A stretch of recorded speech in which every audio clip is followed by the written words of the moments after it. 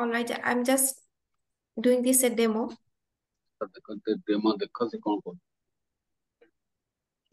Is my screen visible? excellent. Tackling plastic pollution a great challenge. Nice. Okay. It So this is is my very okay.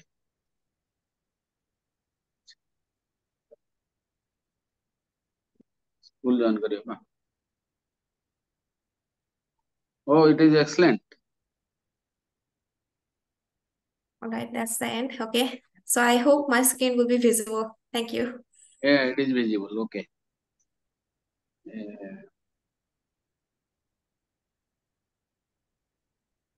এটা দেখলো মানে Ravinder sir, will you be giving the introduction part?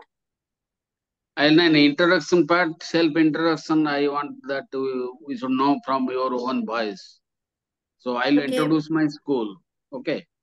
All right. Let In first, you will introduce your school. Okay. okay. I'll introduce my school.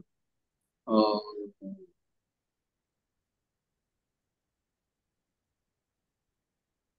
okay. Namaskar. Good afternoon, all teachers. You see, you can see our teachers. They are all, you see, Yes, dignified teachers of India. Our, our school is number one residential school with secondary education. It is a very bright school. When you will come, you will see. Okay. It is led by a very senior principal who is not here today. But all our teachers are scientists, IITians, okay, highly educated with wide experience. Getting global. He's here. Hello?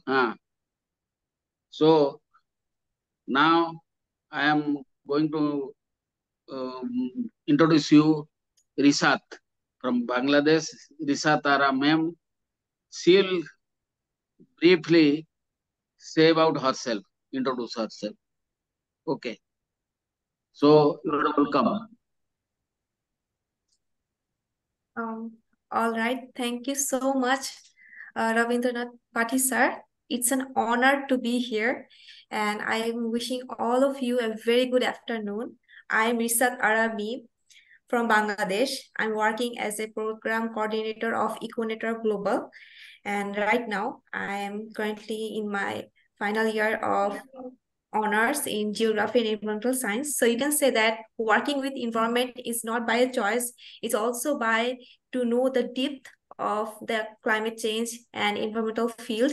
So it's kind of interesting to work in this field and glad to meet you all. It's an honor really to have you all in front of me connected in virtual. So glad to be here.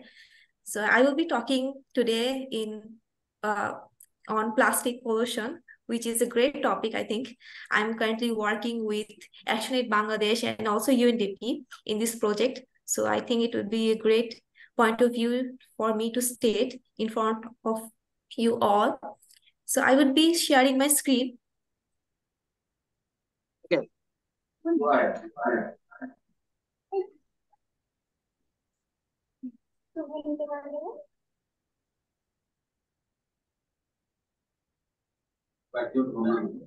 All right, so I hope my screen is visible. And all right, so tackling plastic pollution, which is a great challenge indeed. And this is me. Again, I'm the program coordinator of Econetwork Global, and it's an honor to be here. So to start with, I think we all know what is plastic is, and I guess every one of us may be right now having plastic surround us. Like I have a pen with me right now. So yes, plastic is something that is very much interconnected with our lives. And when plastic was invented over a century ago, it was hailed as a wonder material, which was lightweighted, flexible, and durable. But plastic promised endless possibilities, and it is very much convenience to us right now. But indeed, it delivered many conveniences, but with these conveniences came a hidden cost, one that we are now beginning to fully comprehend. Plastic pollution has become a global crisis, and right now, if we think about the statistics, what we have right now in our hand, it is very much alarming that plastic pollution is destroying the marine life along with the landfills, along with our human health and the environment. So I have a question for all of you, just to brainstorm us a little bit. So, which company is the biggest plastic polluter in the world? What do you think? I would really like to know your point of views. If you could interact with me in this session.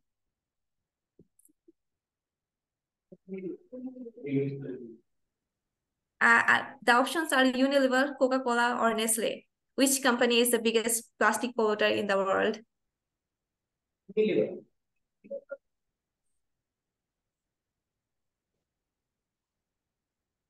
Uh, okay, you might be thinking maybe it's Nestle or Unilever. These three companies are one of the most big business heads in the world. And among them, Coca-Cola is one of the most biggest plastic polluter in this world right now. And if you can recall something about COP27, Coca-Cola was the sponsor of COP27 previous year. So that's the thing.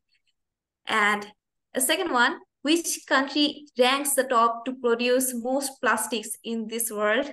Their countries are USA, UK, or China. I just a bit brainstorming among us to know more about this topic. So what do you think? China. China, yes, I have heard China. No one for USA or UK?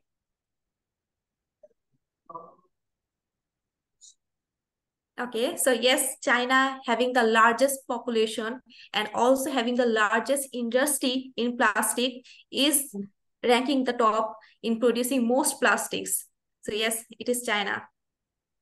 And also another one, that how much plastic is being recycled worldwide every year? What do you think? The percentages are very much closer. So is it 38%, 10%, or 23%? Any kind of guesses? Believe me, the answer might be shocking, but yes, you can try a guess on that.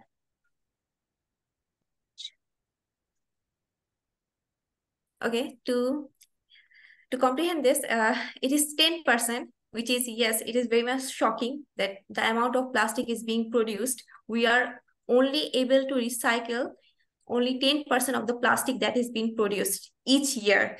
So that is very much alarming, because the 90% of the plastic that is remaining, it is ending up in the landfills, in the oceans. So now, if we think about a plastic bottle, which we are using in our daily basis, or a plastic pen, so where does it goes in the end? Where does these plastics ends up? Mostly in the landfills or in the oceans. And if we can think of it, that is every plastic being recycled? No, not every plastic is being recycled. Only 10% of the global plastic is being recycled. And among them, which we are using as recycled plastics, so that amount is also very much less. So when we are using a plastic bottle, you can say that it will eventually end up in the ocean or beside a garbage can. And more than half of the plastic being produced in the world becomes a waste less than a year, ending up in the landfills. And plastic in its life cycle being used, being produced, being manufactured, each of the steps include the greenhouse gas emissions. So using plastic means you are also contributing to the greenhouse gas emissions. So this is a kind of map where you can see that there are some garbage gears which are that due to the ocean currents, plastic and the other materials that doesn't decompose, they are gathered in the circulation of the ocean currents, and there are like 7 to 8 gears in the world. So the most biggest gear of the west gear of the world is located in the North Pacific, which is among the like biggest. So all the plastic waste in the marine life in the ocean we throw away, that are gathered and like they are compiled huge area and looks like an island, uh, which actually eventually destroys the marine life. And 50% of the plastic we use just once and just throw away. So that's very much concerning. And over the last 10 years, we have produced more than plastics during the whole of the last century. Plastic has a journey of only 80 years. Like 8 years ago, plastic was invented and then industrialized. But now, just within 80 years, we are producing more than our population, more than we need. And we are just using it for once and maybe twice or thrice, but that's a very much limited time of use we are using, and eventually it isn't bringing any kind of good to the environment and also to our health, our marine life, our animals, our biodiversity, everything. So this is the place I have mentioned earlier, that the Great Pacific Garbage Patch, which is located in the North Pacific region. So you can see the layer of plastic you can see in the images. So this is kind of looks like an island of plastic which has been floated through the ocean currents and gathered there. So you can imagine the surrounding of the marine life there. It intoxicates the marine life, the marine animals.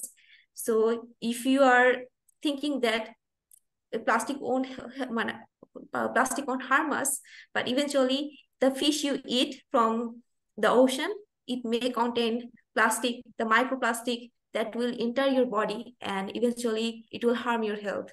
So that's a very concerning part of plastic. And also this garbage patch, which is solidified and won't degrade by the time being, which is kind of a thing that you can imagine that it is been staying there for more than 20 to 30 years, and it is piled up of an area of, you can say, the country France. So that much area that is covered in the North Pacific region. Here you can see that how plastic is being integrated to our human health. If I say that if you are, there are researches where it is shown that plastic is being in our blood, in our tissues, in our, even in the mother, in the breast milk of a mother. So microplastic is such a thing that you can not see with your bare eyes, but it is something that you are consuming with food, in your day-to-day life. Even if you're drinking from a plastic bottle, microplastic is still there, and you are inhaling microplastic in the air also. So that's very much concerning, and you can have numerous problems of health. It comes to cancer, it comes to lungs problem, it comes to blood cancer, everything. So not only ours we are being affected, it is also the soil being polluted by the microplastics. It is also the air being polluted by the microplastics, and also the water. If you think that the bottle you're using right now, you just throw away in the dumping zone, that will pollute the soil nearby, that will pollute the air, and that will also pollute the water if it is drained by the drainage system. And most of us may think that why not we burn the plastic just to, reduce the waste. No, if you burn plastic, it will create methane and ethanol, which is also a cause of greenhouse gas emission. It will contribute to that also. So huge amount of methane and ethanol will be produced if we burn plastics. And if plastic is being degraded slowly, that will also cause soil pollution, and eventually it will affect our food chain, it will affect our food production. Now, as we mentioned that from which sources we are getting this plastic. Yes, plastic is being produced from fossil fuels. You can say the hydrocarbon or oil. We are getting plastics from uh, fossil fuels, crude oil that is being manufactured, and annually, plastic is contributing to the greenhouse gas emissions about 2.8 gigaton of CO2 each annual year. That is huge. And if we think about the global emissions rate, that is 3.4% of the global emissions plastic is contributing. So the industries of plastic that are all around the world mainly comes from the core plants. So the plants, if you can think of numbers, there are more than 700 coal plants in the world that are contributing in the greenhouse gas emissions and also producing plastics more than 1 billion each year. So now let's think that if we have solutions to this problem. Yes, there are many kind of natural-based solutions, and we can have like glass, silicone, beeswax, wood, bamboo, and other kind of ceramic stuffs, which can also be a great alternative to plastics. But it's something that we are not very familiar to. So what we need is we need to be familiar to these kind of alternatives and try our best to introduce to this kind of initiatives to the market so that plastic can be reduced gradually, not immediately, but we need to impose this kind of need gradually and to introduce to the new customers and the new consumers in a large scale. Here are some examples of like with the most common plastic items we use is like plastic bags, polythenes. So alternatives can be jute, cornstarch, sugarcane, cellulose, hemp, bamboo, cotton, and mushroom, algae. These kind of materials are also being used to produce plastic bags to replace them. If you can think of a jute bag or a cloth bag, they are kind of a bit of costly rather than polythene bags. So why it is this? Because if you think of a jute bag or a cloth bag that is being manufactured by a person, hand stitched or being, you know, being uh, produced by a human effort. So it is not being machinerized totally. But in terms of polythene bags that are being manufactured in a company, in a facilities, so it is being less effort with a minimum cost. But in terms of jute bag and cloth bags, that is not possible. So in terms of these kind of alternatives, the cost is being very varied. And yes, it is right now high price due to not being mass production. So that's a concern. But I think if the government and NGOs, international organizations are coming forward to support this kind of alternatives, then that can be a huge revolution to control plastic waste and also to reduce plastic from our day-to-day life. So now let's talk about the 3R system. Yeah, if I can just elaborate, like the 3R meaning reuse, recycle, and reduce. This term is very much common and it is like very much useful in terms of managing the plastic waste. It is like a framework for addressing plastic pollution, promoting more sustainable practices. Reduce is the first step in managing consumption of single-use plastic, and this can be achieved by making uh, conscious choices such as carrying reusable bags or using nature-based solutions or some products that that are biodegradable. So that's the choices we need to change in within ourselves to practice this solution. And also we can have other minimal cost of paper-based solutions or any kind of bioplastic uses that's also included in this. And another important aspect of the 3R system is promoting the reuse of plastic items. For example, using refillable containers for personal care or household products, opting for usable water bottles or coffee mugs, and donating or sharing items that are still good condition. So you can use a plastic item for a long period of time. If it is food graded plastic, absolutely, if it is consumable, you need to ensure that the plastic you are using, it is food graded or not. Food grade plastic meaning that is a kind of hard plastic that doesn't decompose within any kind of weather situations. So you just need to ensure that that plastic you are using, is it food grade or not. In terms of consumable items, and also the recycling is a key part of the 3R system that plays a crucial part in the reducing plastic pollution. Proper recycling uh, includes like sorting, processing plastics items, and also it follows important guidelines by the local authorities to ensure right types of plastic are sorted and being placed in the right waste dumping areas.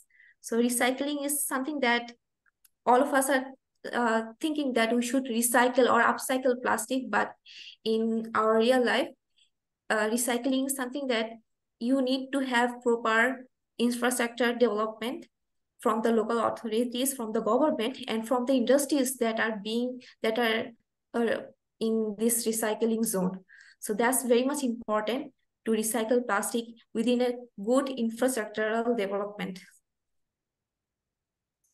So right now, as a general consumer or a general public, what can we do to minimize this plastic waste, all this situation?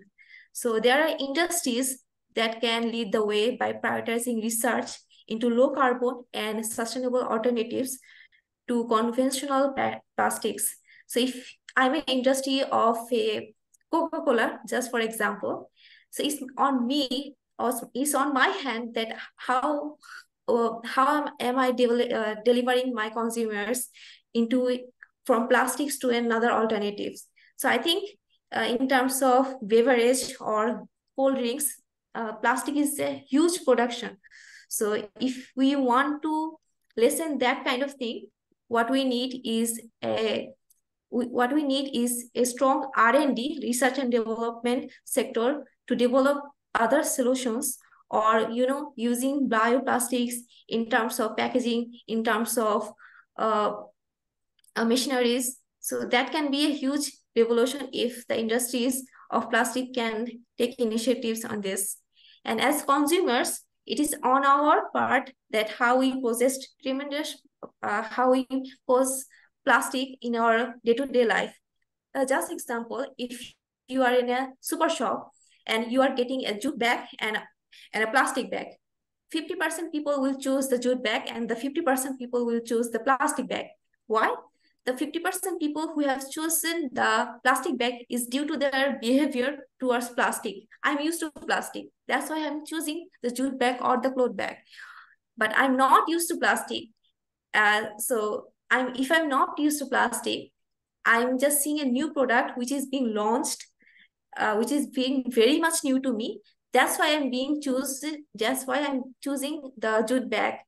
So it is on us if how we choose, how we interact with the business policies, and eventually it is on us if we could change our behavior patterns in terms of reducing plastic in our day-to-day consumption and day-to-day life. So, and about the policymakers that have the huge responsibility, and the authorities, they set the regulations to promote sustainable alternatives and integrate plastic reduction.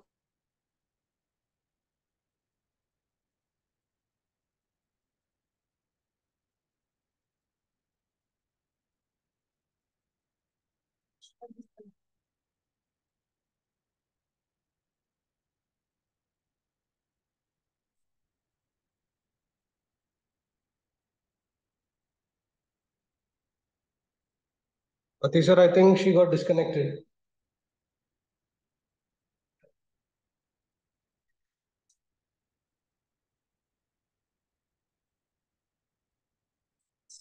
It's mute, sir.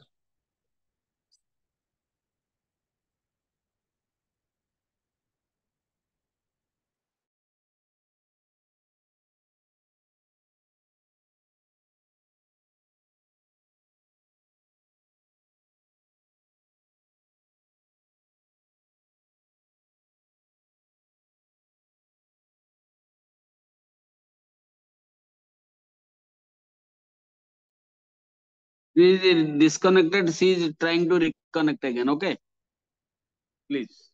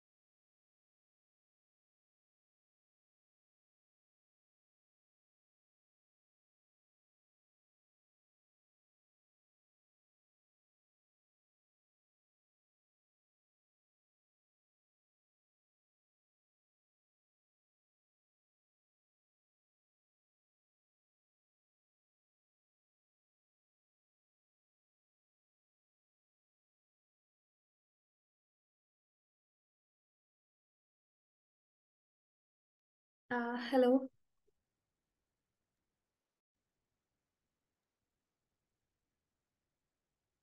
Okay, you are reconnected. Okay, I'm thank you. okay. Okay. My apologies for being disconnected. Okay, you are reconnected. We are Okay. clear. All right. I will just head back to my presentation. Uh, I was here in my part where I was discussing that as policymakers, they have the huge responsibility and the authority to set the regulations and promote sustainable alternatives and integration to reduce plastic and to a broader climate action scale. So if I can set an example, like in my area, the local government has set some rules in terms of to the general stores. Like if I need to buy something, I will go to the store and they will not give me a plastic polythene or a plastic bag. In in that replacement, they will give me a cloth bag, which may cost me like 10 taka or 20 taka in terms of a large bag. So this initiative gives me a choice to reduce the plastic and shift to a new alternative. So if you have a choice to shift to a new alternative rather using plastic, so how would you react to it? So this was a kind of interesting experiment with our local people, and most of us have accepted this with a like a uh, overwhelming uh, overwhelming responses. So people are like gathering up and going to the stores, and they are collecting the cloth bags and not using the polythene and the conventional way of polythene bags they use. So if we think about the jute bags and the cloth bags which we are using right now, they have a small disadvantage, which is they cannot tolerate being wet, or they are not water resistance, if I can say. So this is the thing that we need to work on, because not uh, all of the items are can be in dry condition. So like the frozen items are need to be packaged in the polythenes to keep them dry and keep them bacteria free. So plastic uses are there. We are not saying that we need to reduce from everywhere, but we need to reduce the amount of plastic consumption in a huge rate. And how that is possible? That is only possible if we can introduce natural-based solutions to our day-to-day life. And these kind of initiatives by the local governments are very much useful in terms of connecting the local people and the young generations in decision-making processes, and also the negotiation between the consumers and the businesses are also very much important. Just moving to my next slide. So the things I was discussing about the policymakers, that they need to input the subsidy to green entrepreneurs, because if there is a green initiative, the struggle they face is due to the tax and VAT they are being imposed. So their ratio is very much high. So if you think of a green initiative that is going to stand right now, they have this huge challenge they face. So we need the support of the governments, we need the support of the policymakers to impose this subsidy to the green entrepreneurs, and also increase the tax in the plastic products. If we can impose tax in the plastic bags or plastic polythene, I think people will eventually shift their behavior to alternative solutions, to cloth bags, to jute bags, or any kind of alternative they have in their hand. Eventually, we all need sustainable solutions in terms of reducing plastic. So I think if taxes are implemented in this kind of things, then eventually we as consumers will change our behavior and shift to another alternative and sustainable solution. Now, coming to the ban of single-use plastic. Single-use plastic meaning the water bottle we use, the pen we are using, and eventually the toothbrush which we have used in our childhood still exist in this planet. So single-use plastic is a major concern right now, and different countries are like implementing the ban on single-use plastic. I would like to give an example of Rwanda. Rwanda is a country that has banned single-use plastic. If you are arriving at their airport, they will check your bags, not for drugs, not for any kind of smuggling. They will check your bags for plastic. If you are having any plastic carrying with you, they will just simply seize that thing in the airport. So that kind of strong regulations we need to implement in terms of banning single-use plastic. Single-use plastic meaning the water bottles, the glasses, toothbrush, tubes, packets, cotton bud sticks, and a lot of things. So these items are huge in quantity.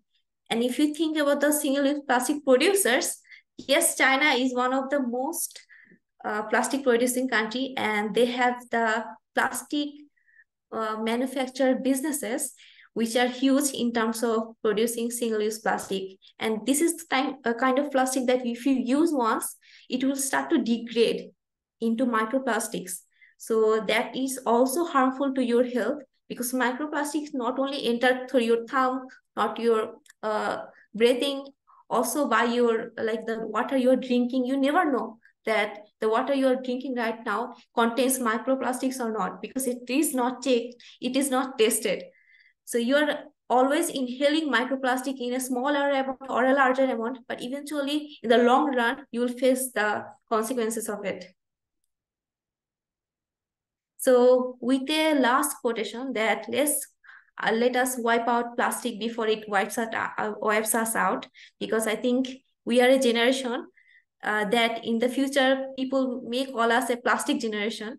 Right now, if we don't take necessary steps for it, and it is a huge concern, I think if this year's COP28 has a very much of strong impose in reducing plastic pollution, and if the world leaders are being like together in the negotiations, they will share the outcomes in a positive way. And eventually, if USA, Canada, and China takes the lead, I think plastic industries will eventually get reduced, and which will also contribute to the greenhouse gas emissions, which will get lower. And the countries like Bangladesh, India, or the third world countries will be like relieved from the climatic disasters that are facing, because most of the plastic industries are contributing to the greenhouse gas emissions like 3.4% of the total emissions. So that's an also huge number.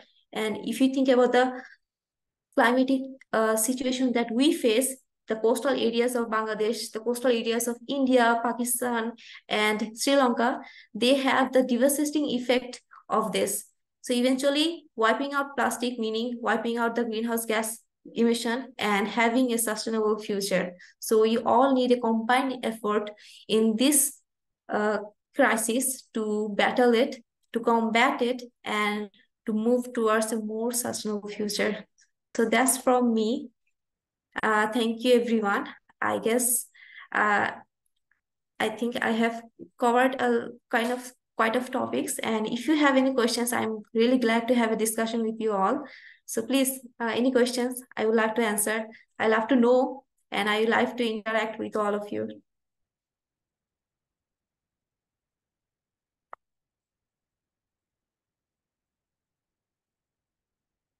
Hello.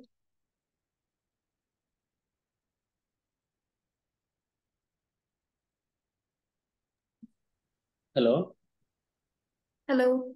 is Yes, it am audible? I audible? Yes, yes, yes, yes. In Yes, your slide, sir. there was writing that policymakers should give subsidy and heavy tax, subsidy on multi-use plastic or eco-friendly plastic, and heavy tax on single-use plastic. So yeah, that law is here Yes, in our like country. That law is here, but the problem is in executive and judiciary. Executive, they will implement it, but there is no implementation. That law is there all in our right, constitution, all right. but who will implement? Who will see to? In Who Bang will? All right, that's also a good point. In Bangladesh, we also have a ban on single-use plastic, but still we are using single-use plastic every day. So the ban is from like 2002, but still it is 2023, but no implementation is being seen. So when it comes to implementation, the government has a law, but it's not implemented to the local governments, to the local people. So what we can do actually? As youths, we are speaking, we are vocal about that we have a law, we don't, uh, it is not being implemented. So we are spoken, we are vocal about this kind of things, and we are representing our country, we are representing our voices to the international and national stages in terms of stakeholders, in terms of presenting our organization. We are promoting this type of things. It's something that if terms of implementation, you need to approach the local governments first, and then the local governments will eventually deliver your voices to the parliaments, to the parliamentary bodies. So yes, I think the implementation part is needs to be addressed much more violently. And if we are a generation that can actually like set an example of taking initiatives in green enterprises, and can set examples in we are shifting to plastic to another alternatives, I think that will set an example to the government that they need to take much more laws and implementations in terms of imposing subsidy and taxes to the public, to the plastic products. And another thing, if you see the cost, if you see the 500 numbers of polyethylene bags, it costs only 10 rupees or 20 rupees. But if you see the cost of eco-friendly bag, it is 20 rupees, more than 20 rupees per one bag. Mm-hmm. So that Okay. cost is very reduced. Okay, if in terms of cloth bags or jute bags, they are not being produced mass in a mass level. If you can think of how a cloth bag is made, it is made from a human effort. A person is sewing the bag, a person is processing the jute and then processing the bag. So this type of materials has involved like human effort. But in plastic materials, they are not being very much humanized, they are being machinerized. So that thing is also there, that the cost of plastic products is low due to this machinery advancement. But in terms of cloth bags and jute bags, due to their low demand and also not being a mass level production, they have a huge price range. So how we can improve it? If the consumers demand more more cloth bags or jute bags, I think eventually businesses will shift to this from plastic bags to cloth bags and other alternatives. Yeah, thank you.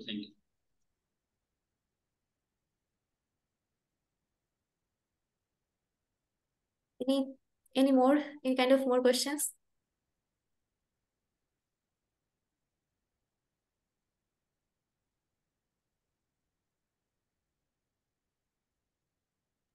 Okay. Am I audible, Risat? Yes, sir, Okay. you're audible. Yes. Okay, I would like to know what your Econetwork Global Bangladesh is doing. What are the activities? Can you please share it with us? Yes, sure. We Econetwork Global, we are a youth-led organization. We are working in the climate education sector, and we have campus teams all over the Bangladesh and all in some of the countries of the Middle East, the South Asia regions. So we actually focus on the climate education. I think climate education is now being a vital role in terms of educating the children about what climate change is. So with our effort, the government of Bangladesh has included the climate education in the primary sector, like 1 to class 5 is being introduced to the climate education sector. What is climate change? What is environmental policies? What is climate negotiations? These are the things that we are introducing to the youth. We are introducing to the children who are interested in the climate sector. Hello? Yes, I was saying that we are introducing the youth to this climate negotiation process. We are introducing the youth to the climate education sector, that how climate change is happening, how we can play a role in it as youths of Bangladesh. And also we are connecting a global youth platform all over the South Asia, all over the Middle East regions, and they have been significantly a part of Econetwork Global. We have a climate school project where we educate the primary and secondary school students about climate change, about climate policies. So that it is a significant part of our program. And also we have a program of tree plantation where we have a milestone of covering all the Bangladesh districts to plant about 50,000 trees. So that's also a significant part of our project. And right now, I am a part of a project called Global Leadership Development. Global Leadership Development is a project of ActionAid Bangladesh, where I have been selected as a project lead, where we are imposing laws and regulations and connecting the local government in waste management, the local areas. So that's the thing that I've been working on to make a much more improved regulations in waste management systems. Okay. So, I would suggest you who are interested to request you can adopt our school in your program network. Okay. All right. We would be very much pleased if you can like virtually connect with your school and have any future collaborations. We are excited. We will do that. Madam Nisat, can you hear me? Yes. Yes, I can hear you. Okay. Now, I want to ask a very fundamental question to you. See, this ecosystem and climate change and these all big jargons I am hearing for the last 15 years. Okay. But the thing is that ultimately when you go to a shop and when you go to a fish market or when you go to a mutton market, they still continue with the same plastic. So what is that regulation you are doing or what is government taking? Okay. Okay. So I don't think these all policies, or are you thinking this policy is going to help?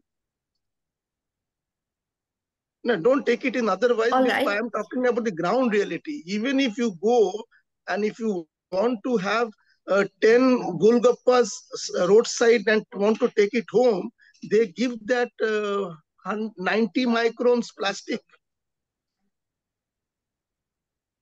90, Yes, 90 that's true. microns. And you know, 90 microns is very, very dangerous. Okay, so on what? Absolutely. Okay, so unless and until the government is very strict, you have you have strong what you say strong whatever. Bangladesh or India hardly makes a difference. But you are talking about global climate change, no? Bangladesh is just a small state Yes. like yeah, India's state. So you tell me how this is going to make significant change unless until the thought process of the human people doesn't changes. Okay, things are not going to work out. So have you given any deliberation on that? That is very, very important. Okay. So what is your thought process in this? Because Yes, that's true. you Just you suppose are a that very I'm going to you are a very young lady. By seeing your picture over here, আপনি বলুন আপনাদের বাংলাদেশে I had been to Bangladesh how many years? Okay, but things have not changed. But only in the video and in our conference we all talk big things. But literally I tell you, India is one of the backwards country in terms of plastic management. And we are talking about big thing, ecosystem, climate change हो जाएगा, ए হবে, সে হবে, হ্যান হবে, ত্যান হবে, কিছুই হচ্ছে না ম্যাডাম। আপনাদের দেশে কি হচ্ছে আমি জানি না। India is one of the worst countries in managing climate change, in managing plastics. Okay, so what is your thought process? That is what I'm asking. Alright, আমি আপনার সাথে একমত যে হচ্ছে বাংলাদেশ ইন্ডিয়া ওয়েস্ট ম্যানেজমেন্টের ক্ষেত্রে একদম পিছিয়ে। So what we are doing is like not having a large impact, not having a visual impact in our country. So that is also true. Like if I say that I'm going to start a business tomorrow, I am thinking about the packaging, I am thinking about how to deliver. All things include plastic. All things will include plastic because I need to save money, because I'm starting a business. I need to profit. That's my stand, right? For any kind of business, it is a super shop, it is a general shop. They are standing because they are want to make profit. And I'm a consumer. I want to reduce plastic pollution. What I can do, I can shift to cloth bags, I can shift to jute bags, but they are not available in the market. So what choices I have? Either I have to use the plastic bags or the polythene bags, or I will not use anything. I'll just carry the stuff which I have. So in these scenarios, what government can do? Government can impose tax and আমি subsidy সেই to the জন্য বললাম আপনাকে, লোকদের চিন্তাধারা যদি জি, জি। না change হবে, হ্যাঁ, আমরা কিছু আগাতে পারবো না। It will be always be there in the books only. লোকদের চিন্তাধারা, আরে আপনি বলুন আপনাদের লিটারেসি পার্সেন্ট কত? আমাদের তো ইন্ডিয়ার লিটারেসি পার্সেন্ট 65%। তাও একটা মাছওয়ালা যে বিক্রি করছে ও তো ignorant, he wants to sell anything with a minimum cost delivery. আপনি বুঝতে পারছেন?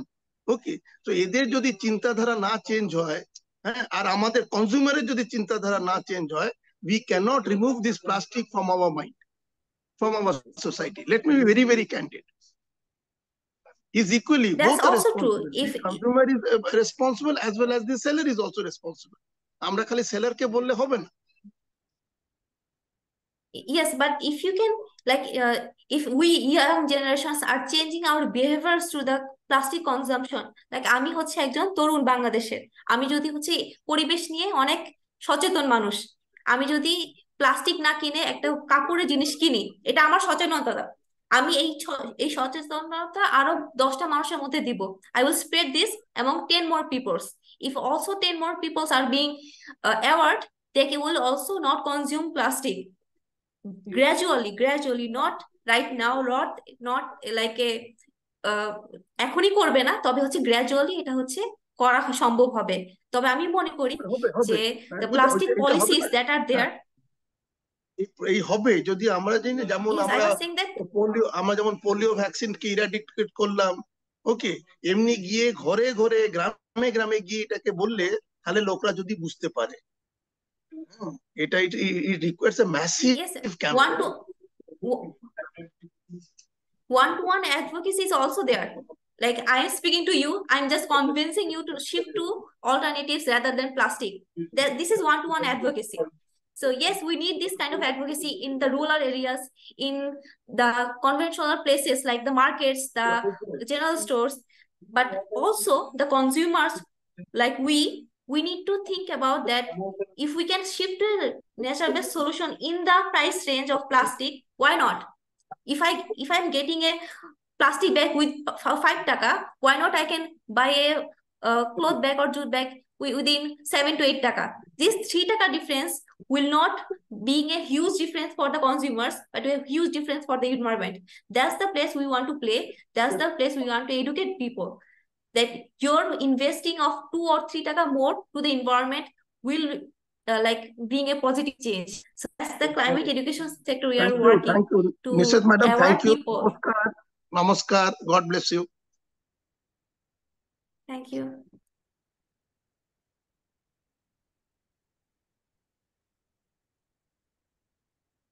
Hello, sir. Question? Okay. You have made a very excellent presentation and we look forward to work with you in your network.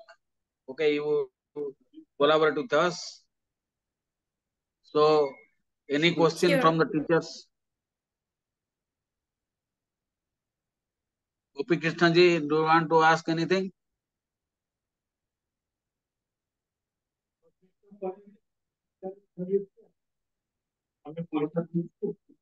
You can also mention any point that I have missed, so Yeah, I can we have also we add have to our that teachers. in my presentation. We have our teachers. We have our teachers, ma'am. They're joining right now. Hello. Okay. Good evening, everyone. Hello. Yeah. I Good think evening. plastic consumption, as you said, microplastic entering in our cell by eating fish, anything, that awareness, if every one of us have, then nobody will take the pen. For example, poison, if anybody give freely also, we don't take.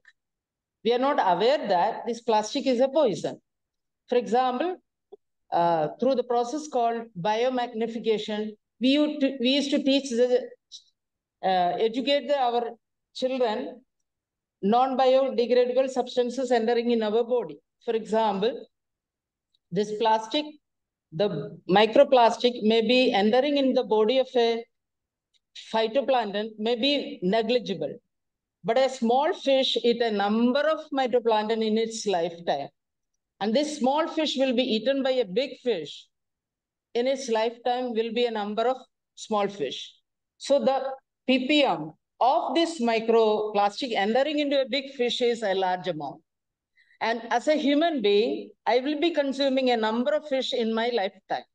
So the amount, it is magnifying in my body and the reaction starts, I will become sick. So knowing this or awareness of this, if the common people will have, they will never take. They will refuse to plastic, even if somebody offer, because it is a poison. It's a slow poison. Thank you. Yes, that's a very good point that you have mentioned, and we are actually working on it.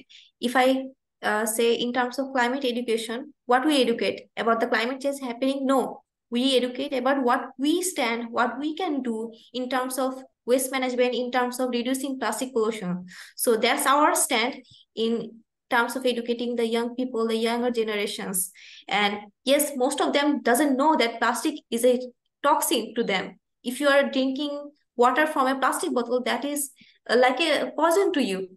So how we can change this behavior, how we can change this kind of situation? By letting them know about the current situation, by letting them know that they can actually shift to alternatives and they shift to better nature-based solutions in their day-to-day life. So that's where we are standing, that's where we are educating people.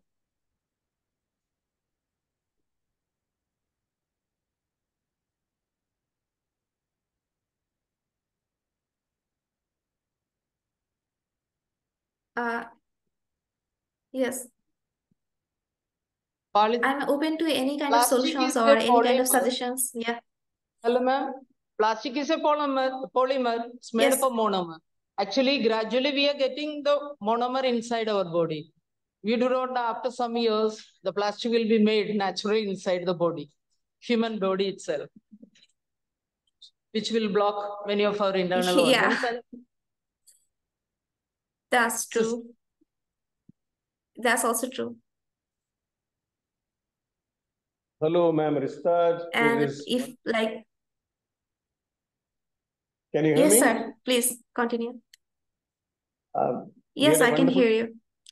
we had a wonderful session all the way as far as from Bangladesh, and seeing you so young and busy in doing something wonderful is very encouraging as well as satisfying.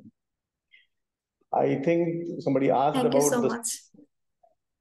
somebody was talking about the solution of the problem. In the last few years, nothing has happened. I always have said, and I still feel like repeating, that the only way out is the right education.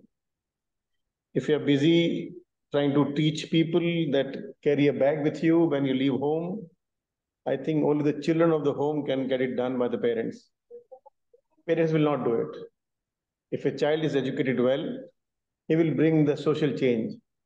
It is not going to be done by individuals, it is done by the community. And schools are one of the best possible solution to this and other problems as well. Unfortunately, we are busy teaching something else. We are busy teaching them math and science, and without even knowing that why are we doing that. So the day we start teaching the right thing in a right manner, I think a lot can be done. I also of the opinion, like everybody else, the laws which are made, if are implemented sincerely and seriously, a lot can be done. And the laws are not made by the governments to be implemented through some judiciary or a police kind of a mechanism. It is made for the common man. So there's a law, it's a law. Implementation is done by individuals. It should not be forced by a law maintaining agency onto the common people. They all are so-called educated. They should follow the law. We should not follow the law because we'll be getting caught. These are the basic things which I feel are important, and we all are aware of the problem. I see when we order food, all food comes in plastics, right? And there's no way out. If we want to buy a paper pack, it's too costly. What is the alternative? So people have to have a habit of, they say in some ads that they have to go the distance. You want shortcuts. As long as you want shortcuts, the plastic will be there all the time. So the sacrifice is required, and which is very difficult to be done. But I'm sure this talk, I think, again reminds us our duty as teachers, as an institution, and make us aware that yes, it is every day more and more important to see what best we can do. I would like to put on record that in our school, we almost have zero usage of plastic. We do not use thermocol. We do not use, I think, two-sided tapes. And we ensure that all children are having almost everything made up of non-plastic. Our school bags and even the pouches are of the Rexine, not of plastic.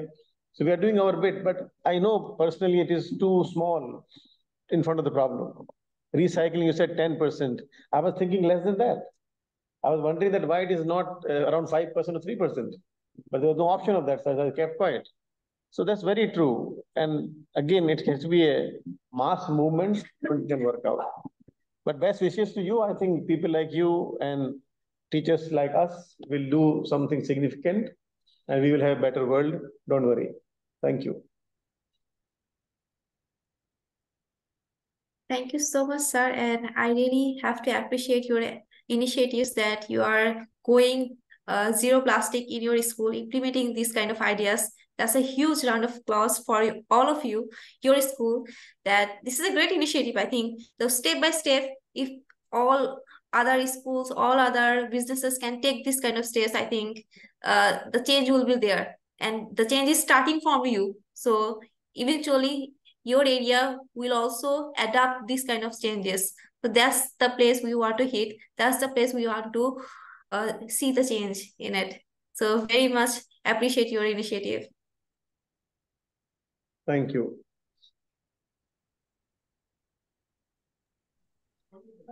Okay, Risat, thank you very much for your presentation and interaction with our teachers.